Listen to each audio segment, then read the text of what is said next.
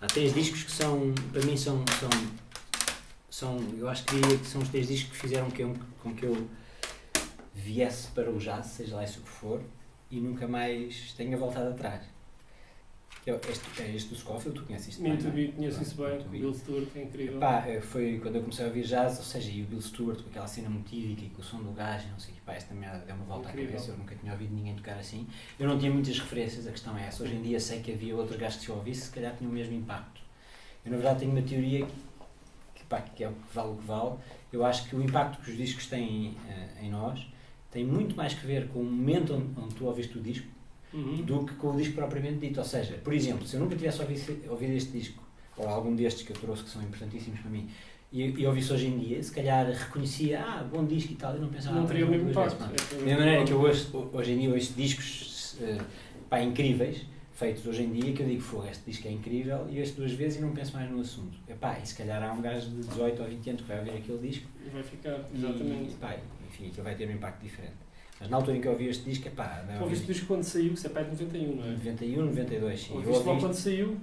Eu ouvi isto em 92. Pois, quando saiu.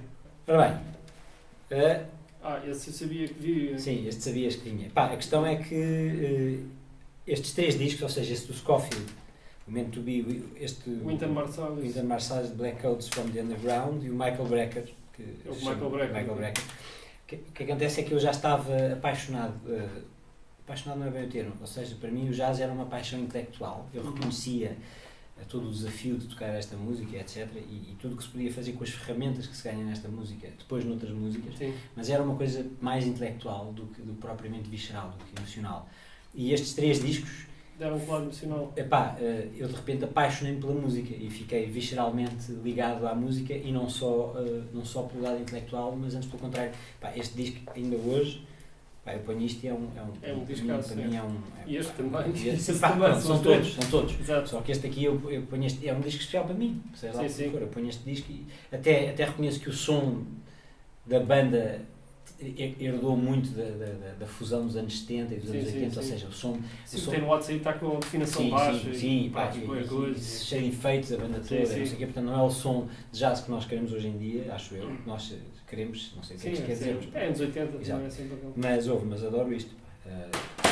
E este juntamente com outros que eu tenho aqui, este do Michael Brecker, juntamente com o West Side Story do Oscar Peterson, foram 2 discos onde eu me lembro vividamente do momento em que eu estou a ouvir a música, e de repente, neste há um momento em que o Charlie Haden e o Jacques DeJohnette começam um walking, tema, não sei o que, uma coisa mais aberta, seja lá o que for, e de repente eles entram os 2 em walking, e aquilo eu arrepio-me todo, a cena do caminhar, incrível. Do swing, e fiquei apaixonado por essa sensação. Ainda hoje na música, tenho que admitir isto, facilmente admito isto, é a sensação que mais me apaixona, à qual ainda estou mais agarrado, que é a sensação que me é transmitida pelo walking, pelo quando é um bom walking. E aqui também, este era o Wet Tickpen e o Ray Brown. E os gajos têm aqui 1 ou 2 momentos em que vão para solo e começam o walking. Eu lembro-me de estar na então rotunda de Algés, estava a entrar para o autocarro, exatamente assim, eu tinha, estava na tropa, portanto tinha 20 anos. E vou entrar no autocarro e os gajos começam a caminhar no princípio de um solo, e eu lembro-me no autocarro e estou-me a arrepiar todo e fico na porta a ouvir aquilo completamente aliado, e de repente ouço o gajo, o condutor, dizer, então, eu abro os olhos e lá porque fiquei, e estes 2 momentos foram determinantes para mim em relação ao envolvimento que eu tenho nesta música. Nos discos. É verdade. Ora bem, isto se calhar é o disco mais importante. As primeiras bandas que eu ouvi foi Queen. Este foi o primeiro disco que eu tive na vida, em vinil, tenho lá em vinil ainda. O primeiro disco que eu tive na vida, é um disco incrível de rock, o Roger Taylor, ou seja, foi a minha primeira influência baterística. Este cabrão a tocar, nesta altura era incrível, eu adoro isto, acho que é impossível tocar melhor esta música. É incrível. E foi sem eu saber, que eu fui um fã obcecado desta banda, foi sem eu saber este gajo a minha grande influência. Eu de repente começo a ter uns vídeos, para já eu começo a ouvir isto e estou só a ouvir a parte de bateria, muito mais do que as outras, pelo menos. Depois tenho uns vídeos dos gajos a tocar e eu queria andar para a frente para ver as cenas da bateria. E nem dei por isso, mas eu já estava completamente obcecado com a história da bateria. Portanto, isto é, pá, de alguma forma, isto foi determinante. Para começares a tocar. Sim, isto completamente. Isso foi ora bem. Esse também sabia que vinha. Esse me Sabia? tu em tua casa. Ok. Nem me lembrava. Pá, é um disco No importante final para de mim. uma aula, disseste assim, olha, vem ouvir aqui o que o Vino Calita fez no primeiro take. Primeiro tema. A ler à primeira. Ler à primeira, exato. Logo no primeiro take. Ou seja, bateristicamente, o Nicolai não será propriamente o gajo mais influente para mim. Sim. Para mim não, mas para todo mundo é, de certeza. Mas é um grande. É o grande. É mesmo, um grande. É o grande. Bem, está aqui este. Não é, nem sequer é aquela necessidade de, bem, tenho que levar um disco português também e tal, não é isso. Mas a verdade é que na altura em que eu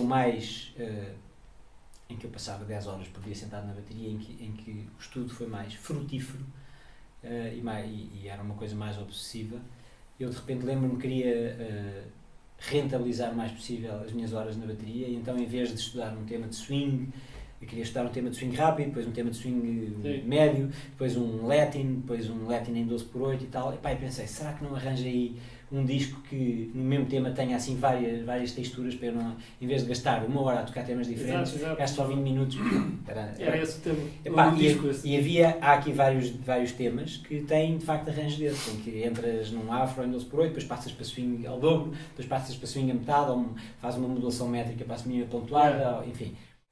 Este aqui não sei dizer nada muito concreto, a não ser que causou um grande impacto em mim, quando estava na tropa também.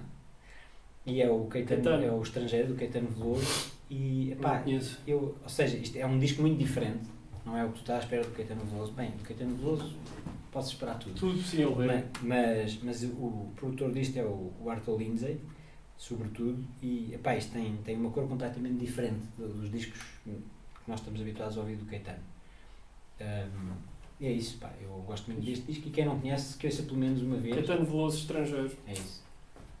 Ora bem, este disco seria, portanto, pediste para eu trazer entre 5 e 10 discos. Os primeiros 3, para mim, eram óbvios, são sempre óbvios quando fazem essa pergunta, que é o Meant to Be do Scofield, o Black Codes do Winton e o Michael Brecker. Perdão, esses 3 para mim são claríssimos. Só que se tivesse que haver um quarto, um ranking, era este. Primeiro, este gajo é o baixista de jazz que eu gosto mais. Que eu mais gosto. Depois foi o primeiro disco dele. Eu tenho também uma teoria em relação, há muitos primeiros discos que são incríveis e depois outros. Exatamente, eu também tenho essa teoria. A questão é, tu fazes um disco aos 20 anos, imagina, isto é uma teoria fajuta, não interessa. Fazes um disco aos 20 anos e tiveste até aos 20 anos para recolher ideias e para ter as tuas ideias, e são 20 anos de ideias que convergem para aquele disco. São as tuas melhores ideias de 20 anos. Não começaste a compor aos 2 anos de idade, mas pronto, claro que sai uma espécie de greatest hits da tua vida, desde que nasceste até aquele momento. E depois lanças um disco passado de 1 ano ou 2, portanto já não tens tanto tempo. Exatamente, para é isso. Pode ser isso. A verdade é que os outros discos... Acontece com alguns artistas. É verdade.